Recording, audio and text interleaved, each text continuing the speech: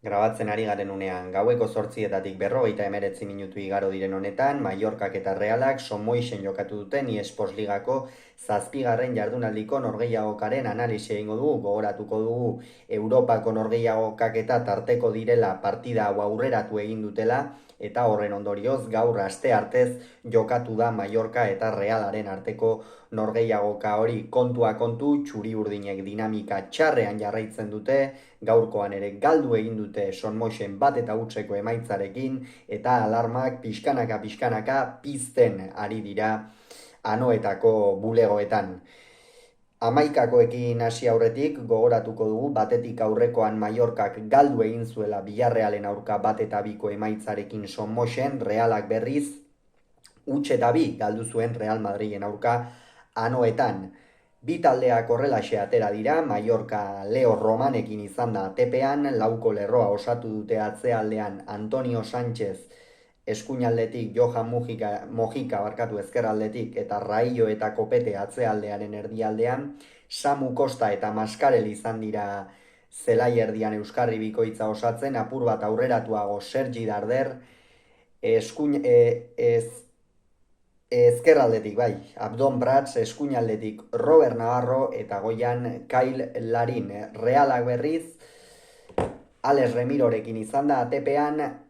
lauko lerroa atzealdean Aritz Elustondo eskuinaldetik, haien ezkerraldetik Agegd eta Zubeldi atzealdearen erdialdean, zelai erdian Martin Zubimendi Euskarri lanetan apur bat aurreratuago Susitx eta Turrientes zirela, Barrenetxea izan da ezkerraldetik Sergio Gomez eskuinaldetik eta goian Mikel Oyarzabal. Beno, partida hasieran esan daiteke ongi sartu dela Reala, bi jaurtiketa egin ditu, bat Mikel Oyarzabalek, Sergio Gomezek egindakoa, eta bestea berriz Barrenek egindakoa, Barrene hor Leo Romanen aurrean bakarrik geratu da, baina apur bat deskontrolatua edo iritsi delako Leo Romanek baloia gelditu du, baina horixe izan da Realak lehen zatian egin duen dena. Hortikan aurrera, Mallorcaren nagusitasuna erabatekoa izan da, talde txuri urdina erabat ezezagun bihurtu da, lehengoan Real Madrilen aurka egindako norgehiagoka horren ostean bazirudien behintzat taldeak aurrera pauso bat emana zuela jokoari zegokionez, batez ere aukerak sortzeko garaian, arean sartzeko garaian eta abar, baina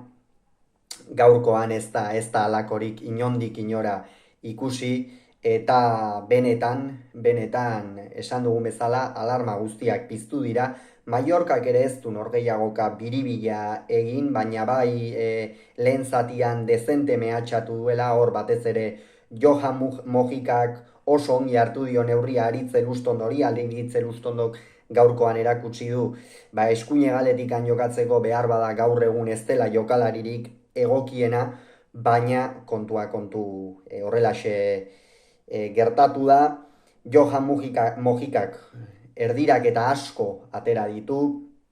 eta horrez gain zelai erdian Sergi Darder behar bada fisikoki ez da jokalari indar zuena izango, baina Mallorcaren gidari izan da, hegaletatik oso ongi joan zaizkio eta hortikan min ikeragarria egin diote Realari. Larin ez da asko agertu, baina Abdon Prats bai asko agertu da Mallorcako arrobiko jokalaria, gaurkoan hegal batean kokatu du Arrasatek, egia da hor presioan Robert Navarro apur bat geixeago atzeratzen zela eskuinalde horretara, eta Abdon Prats eta Larinek presionatzen zutela Realaren atzetik irteteko hori, baina gainontzean Realak atzetikan atera, baina ezinean ibili dira. Mallorcako jokalariak oso gainean zituzten une oro, oso motel jokatu dute txuri urdinek, ez dute inongo abiadurarik eduki jokoa garatzerako garaian. Sergio Gomez eta Barrenetxeak ere ez dituzte behar zituzten desberdintasun horiek markatu. Lukas Susitx lengoan esaten genuen, ez? Behar bada geixeago aurreratu behartzela, bigarren zatian den inguruan gero itzeingo du, baina bigarren zatian gero bai aurreratu da apur bat, beste aurrera pauso bat eman du logikoki taldeak ere eman duelako,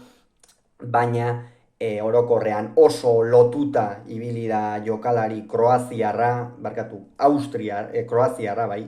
Austriako ligan aritu zen eta horixe, baina kroaziarra oso lotuta ibili da. Beñat Turrientes ere,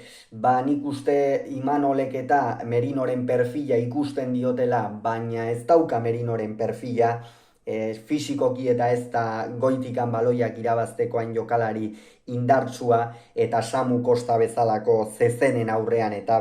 zaila da alako baloiak irabaztea. Eta gainera partida, usna joateko aferantzen, gutxi gora bera, baina lengoan Bernabeun Sergio Gomezek egin zuen akatsa, eskua paseora ateraz area barruan, gaurkoan Ander Barrenetxeari tokatu zaio zorte txar hori. Eta esan daiteke zorte txarra bada, baina gauza horiek ere ikasi egiten dira, iruditzen zait horiek entrenatzaileek eta ere kontrolatu behar dituzten gauzak badirela, hau da, entrenamenduetan eta defendituko dute, eta horrelako gauzak ere entrenatzen dira zalantzari gabe. Kontua kontu epaileak lehendabizikoan ez du ikusi, barrak zuzendu behar izan dio ikustera joan da eta hortikan adierazi du penaltia, eta Abdon Pratsek Alex Remiro maixuki gainditu du eta Mallorca markagailuan aurretik ipini da. Hori 36. minutua zen, beste 12 ere jokatu dira, beste 11, bada Mallorcak dominatzen jarraitu du, Realak zulorik aurkitu ezinik jarraitzen zuen, eta benetan ahazteko moduko lehen zatia egin dute txuri urdinek. Bigarren zatiaren hasieran jada Sergio Gomez kendu du zelaitik eta takeku atera, esan dugu Sergio Gomezek ez du espero zen lehen zatia egin, gaurkoan hegalean ipini du, aurrekoan barnekaldetik sartu zuen Imanolek, baina ez du Johan Mojikaren eta Kopeteren aurrean diferentziarik markatu, area barruan ere ez da sartu. Jaurtiketa bat egin du egia da, partida asera-aseran Leo Romanek eskuetan inongo arazori gabe hartu duena, baina hortikan aurrera ezertxo ere ez du egin Realak eta Sergio Gomezek ere ez, eta horregatik bere galean beste freskotasun bat behartzen, abiadura gehiago, kalitate gehiago ere, eta takekuo berdeguneratu du, baina bigarren zatian ere lehen zatiko lepo berdinetik joan da, hau da, nahi eta ezinean Reala, baloiaren jabetza zuenean atzetik atera nahian, baina Mallorcaren presioa ezin ongi gainditu. Mallorcak ordea bai Omar Mascarelek sekulako partida egin du, batez ere Mallorca atzetikan ateraz, horri gehitu Sergi Darderren norgehiagoka eta aurrean Abdon Pratsek izan duen distira, eta benetan gaurkoan Mallorcako jokalariak ez area barruan eta ez azken metroetan, baina jokoa garatzerako garaian eta oso argi, oso fresko ikusi ditugu, eta Realak ikeragarri sufritu du batez ere zelai erdian. Lehen zatian eta bigarren zatian bietan Agert aipatu nahiko nuke. Sekulako fitxak eta izan da Agert dena, atzealdean gaurkoan ere ikusi da zenbat baloi joan diren bizkarretik edo Mallorcako kalitatea zuten jokalariak joaten saiatu direnean Agerde zenbat baloik gelditu dituen, zenbat atzelari gelditu dituen, eta hori behar zuen Realak apur bat indar hori emango zion jokalari hori, eta badirudi marrokiarrarekin iritsi dela. 60. minutuan aldaketa hiruko hitza egin du. Elustondo, Oiartzabal eta Turrientesek utzi dute zelaia, Elustondoren norgehiagoka esan dugu. Eskuinegal horretatik jada etzait iruditzen Elustondo jokatzeko dagoenik, egia da utsune azkenerako Jon Mikel Aranburu eta Aritz Elustondorekin soilik geratu dela postu horretan jokatzeko. Alguazil Odriozola ere bertan da, baina behar bada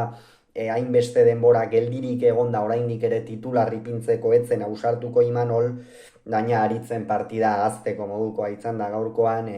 egia erasoan ez du ezer eman, atzealdean ere ikeragarri sufritu du Johan Mojikarekin eta Abdon Pratsekin, eta esan bezala azteko moduko partida. Oiartzabalek ere antzeko zerbait, Oiartzabalen partida ez da ona izan, ez dioia ezer eman taldeari area barruan, etzaio baloirik iritsi, saiatu denean ere freskotasun gabe ikusi dugu, lehen golaren kontraerasoa egin batean gero Larinek ere beste gol bat jokozkan posartu du epaileak balio gabe utzi duena, eta hor ere Oiartzabalen baloi galera batetik etorri da, ez du partida ona egin orokorrean kapitainak, eta horri Oskarson atera du bere ordez, eta Beñat Turrientesi beste partidetan bezala oso jokalari ona da, baina zuloak dituenean, eta gaurkoan Mallorcako zelai erdia askoz ere gehiago izan da, fisikoki ere gehiago ziren, eta Realak planteatu duen jokoan ez da eroso ibili Beñat Turrientes. Odriozolaren inguruan zer esan, beste behin ere ez duela partida ona jokatu, denboraldiko lehen minutuak zituen, baina ez du ia erasokortasunik erakutsi, egaletik ere Kuborekin teorian Mallorcako atzealdeari min egin behar zioten, baina Mojikari apenas sortu dizkio estuasunak, eta Odriozolak oraindik ere asko dauka hobetzeko. Oskarson aurrekoan debuta egin zuen, Oskarsonek Madrilen aurka, gaurkoan saiakeraren bat edo beste egin du hor azken minutuan, ia Leo Romanen aurrean aukera garbi bat izan du, azkenerako nik uste prezipitatu egin dela eta lehentxeago bota du, baina momentuz bi partida hauetan ere etzaio asko ikusi, 3 partidetan barkatu, Getaferen aurka ere jokatu baitzuen, eta Pablo Marinen inguruan horixe, zelai erdian aspaldian jokatu gabezen jokalaria, eta oraindik ere honi ere ritmoa falta zaio. Mallorcak ere aldaketa bikoitza egin du, 73. minutuan Abdon Prats eta Kyle Larin kendu ditu, biak alabiak sekulako partida egin dute, Abdon Pratsek batez ere asko nabarmendu da, gola sartzeaz gain Mallorcak egindako joko horretan baloi asko jaitsi ditu, eta bizkarrez sekulako zuloak iriki dizkie bai hegaleko jokalariei eta bai aurrealdekoei, eta Larinek ere beste horren beste partida oso ona jokatu du, egia da ez dela behar bada Abdon Prats bezain beste nabarmendu, baina area kanpo horretan Realeko atzelariei askotan erraz irabazi die bizkarra, batez ere Igor Zubeldiari Agegden aurka pixka bat kostatu zaio, baina horixe, eta gero Asano eta Muriki atera dira, Asano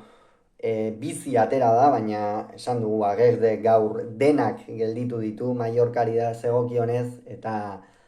Bedat Muritxi saiatu da hau ere, aukeraren bat edo beste izan du, baina gaurkoan ere beste behin erakutsi du zen olako aurrelaria den, naiz eta ez duen golik egin, areaz kanpo ere jokatzen badakien jokalaria da, eta Realeko atzelariek ikeragarri sufritu dute Kosovoko piratarekin. Minutuak aurrera joan ala pixkanaka Mallorcaren energia jaisten joan da, Realak jokalari apur bat fisikoagoak edo atera nahi izan ditu bigarren zati horretan, batez ere Horri Oskarsonekin eta Pablo Marinekin, baina orokorrean ezin zuen jokoaren ekimena hartu. 70. minutuan Robert Navarro kendu du eta Dani Rodríguez atera. Robert Navarrok ere partida ona egin du, baina ez da behar bada asko agertu, ez ditu jokaldi nabarmenak egin. Eskuinaldean kokatu du, behar bada barnealdeko jokalaria gehixeago dela iruditzen zain Navarro, eta eskuinaldetik asko ez duela ematen. Dani Rodríguez atera du bere ordez jokalari, abiadura gehiagoko jokalaria, baina egia da jada Mallorcaren erasoak apur bat minutu horretan jada amaituak zeudela. Minutuak aurrera joan ala, Reala gehixeago saiatzen zen, batez ere Take Kubo saiatu da, Lukas Susicek ere esan dugu apur bat posizioa aurreratu duela, eta horixe, hor aurreraka egin duen horretan Realak beste freskotasun bat izan du aurrealdean. 78. minutuan gainera Barrenetxeak kendu du Xeraldo Becker sartzeko, Barrenetxeak horixe, bere eguna ez du izan inondik inora, oraindikan falta zaio izkin egiteko duen gaitasun hori eta diferentzia markatzeko duen gaitasun hori garatzea. Denboraldi honetan ez dugu Barrenerik onena ikusi inondik inora ere, gainera penaltiko jokaldian jada ukituta geratu dela iruditzen zait, eta Beker atera da, eta Bekerrek ere beste horren beste saiatu da, baina abiadurari dagokionez eta ezin zituen zuloak bilatu, jaurtiketaren bat edo beste egiten saiatu da, baina ezinean orokorrean Reala, eta minutuak aurrera zioa zen, eta 88. Minutuan Samu Costa eta Sergi Darder atera ditu, kendu ditu barkatu, Samu Kostak eskola zarreko partida egin du, hor zelai erdian nagusitasuna erakutsiz Realeko jokalariei ahalik eta zulo gutxien utziz, Darderrek batez ere lehen zatian kalitate handia erakutsi du, bigarrenean ez da inbeste agertu, eta Morlanes eta Valeri apur bat minutu horietan Mallorcaren atzealdea indartzera atera dira. Eta horrelaxe amaitu da norgehiagoka, benetan azteko moduko norgehiagoka Realak, ez du aukera garbirik inondik inora sortu, albiste honenak Susicek bigarren zatian posizio aurreratu duenean horixe, eta Agert horiexek bi albiste hon bakarrak, asko dauka hobetzeko Realak, esan dugu alarma guztiak piztuak dira jada anoetako bulegoetan, eta Imanol Alguazilek irtenbideak aurkitu beharra dauzka, batez ere orain Europako norgehiagokak datozen honetan. Hauxe beraz esan beharrekoa, hurrengoan gehiago izango duzu, bitartean on izan, agur.